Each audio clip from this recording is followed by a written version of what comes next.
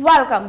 आज मैं आपको बताने जा रही हूँ कि सेक्स के दौरान आपकी फीमेल पार्टनर तरह तरह की आवाज़ें क्यों निकालती है। क्या आपने कभी सोचा है कि आपकी पार्टनर ऐसी आवाज़ें क्यों निकाल रही है?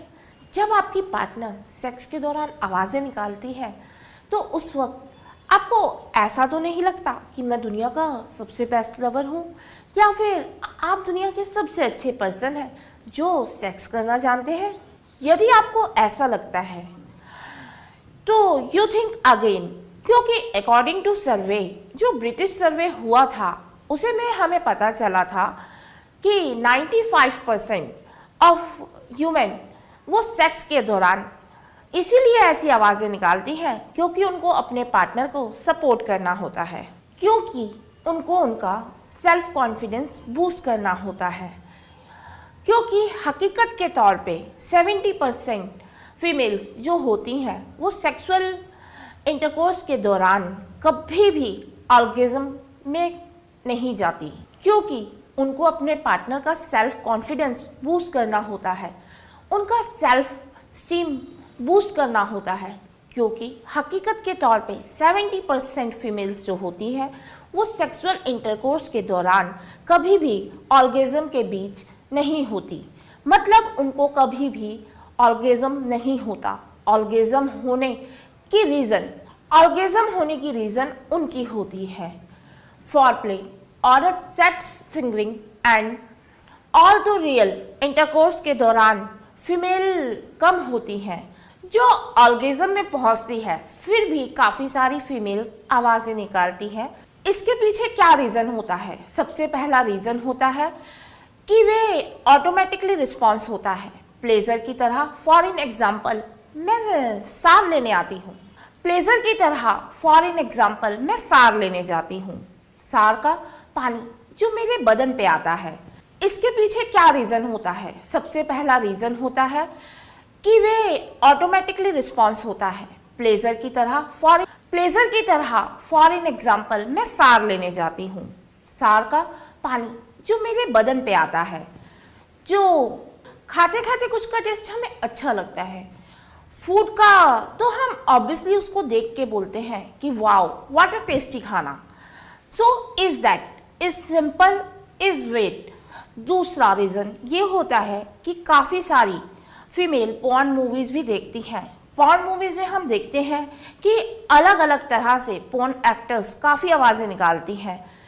नो मैटर उनके साथ क्या होता है, गॉड नॉन बट स्टिल वो सारी आवाज़ें निकालती हैं। उसी तरह से फीमेल्स को लगता है कि ये एक तरह का ट्रेडिशन है, ऐसी आवाज़ें निकालनी चाहिए। काफ़ी सारी औरतें तो उनको देख के कॉपी करने की कोशिश करती हैं एंड वो कम सोचती हैं कि उनको प्लेजर हो रहा है या नहीं, क्योंकि एक तरह से ये रीज़न भी हो सकता है।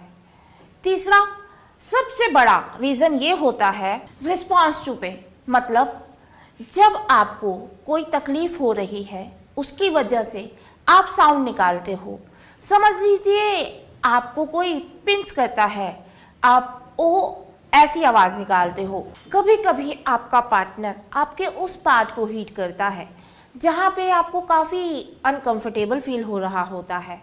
सेक्स एक ऐसा तरीका है कि सेक्स के दौरान कॉम्बिनेशन करने का मौलिक एक ऐसा तरीका है जो आपके पार्टनर को बता सकता है कि आप जो भी चीज़ कर रहे हैं ये सही कर रहे हैं या गलत कर रहे हैं। तो ऑटोमेटिकली ये आपका प्लान बताने का एक ज़रिया हो सकता है। आपको अपना सेक्स ड्राइव लिवरो इंक्रीज करना होता है।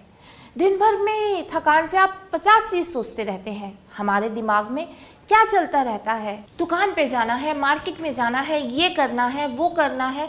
ज़्यादातर वो टाइम हम इन्हीं सब बातें में गुजार देते हैं। जब हम सेक्स में मौन करते हैं या किसी भी तरह की आवाज़ें करते हैं तो ऑटोमेटिकली हमारा माइंड पूरी तरह से सेक्स पर होता है। तो just to increase your sex लिवरो आप नाइजेस करते हैं तो ऑटोमेटिकली हमारा माइंड पूरी तरह से सेक्स पे कॉन्सेंट्रेट होता है एंड हम उसी जगह पे कॉन्सेंट्रेट कर सकते हैं। तो just you increase your sex लिवरो। आप नाइजेस करते हैं तो कभी कभी आपको आपके पार्टनर को हरी अप करना होता है, जैसे कि सेक्स एंजॉय नहीं कर रहे हों, एंड उस वक्त आपको आपके पार्टनर को बताना होता है कि आप जल्दी ख़त्म करो। उस समय ज़्यादा आप ज़ोर ज़ोर से आवाज़ें करने लगते हैं, just do hurry up things, क्योंकि आपको चीज़ें जल्दी ख़त्म करनी होती है। एंड वो एक रीज़न होता है कि आप सेक्स के दौरान आवाज़ें निकालो। इसके अपोजिट उल्टा भी रीज़न होता है, जब आपको चीज़ें स्लो डाउन करनी होती हैं, जब आपको आपका पार्टनर 2 या 5 मिनट की कैटेगरी में होता है, आई मीन जिसका एजुकेशन 2 से 5 मिनट के टाइम में होता है, तो आपको उसका माइंड डाइवर्ट करना होता है। जब आप मौन करते हो तो ऑटोमेटिकली चीज़ें स्लो डाउन होती हैं। तो उसी के दौरान जब आपको चीज़ें स्लो डाउन करनी होती हैं तो आप नाइजेस्ट निकालते हो। सबसे बड़ा रीज़न होता है कि साइलेंस सबसे बड़ा मूड किलर होता है। क्या आपने कभी किसी इंसान या किसी फीमेल पार्टनर के साथ सेक्स किया है जो कंप्लीटली साइलेंट हो और जो किसी भी तरह का नाइजेस नहीं करती? यदि कोई फीमेल ऐसी हो, मतलब आप जो भी कर रहे हो सब कुछ गलत कर रहे हैं। यदि औरत किसी भी तरह की नाइजेस निकाल रही है, इसका मतलब आप जो भी कर रहे हैं सही कर रहे हैं। फीमेल को आपको बताना होता है मौन के ज़रिए कि आप जो भी कर रहे हैं बिल्कुल सही कर रहे हैं या नहीं कर रहे हैं। तो आपको उसके मौनगी पे ध्यान देना होता है। फॉर मी, हर आदमी मौनिक पसंद करता है या वो छोटे छोटे नाइजेस करता है। ऑटोमेटिकली जब आप आपका फॉरप्ले स्टार्ट करते हो तो ऑटोमेटिकली जब आप अपना फॉरप्ले स्टार्ट करते हो तभी से फीमेल को छोटे छोटे नाइजेस करने चाहिए, तो वो आपका कॉन्फिडेंस लेवल या आपकी सेक्स पावर बढ़ा सकती हैं। एंड वो एक्चुअली में साइंटिफिकली प्रूवन फैक्ट होता है जो अकॉर्डिंग टू नॉइज करना चाहिए। आई मीन टू ऑब्वियसली इतना फैक्ट भी नहीं लगना चाहिए जैसे कि पॉर्न स्टार करते हैं, जैसे कि एवरी टाइम पे उनको ऑर्गेज़म होता है।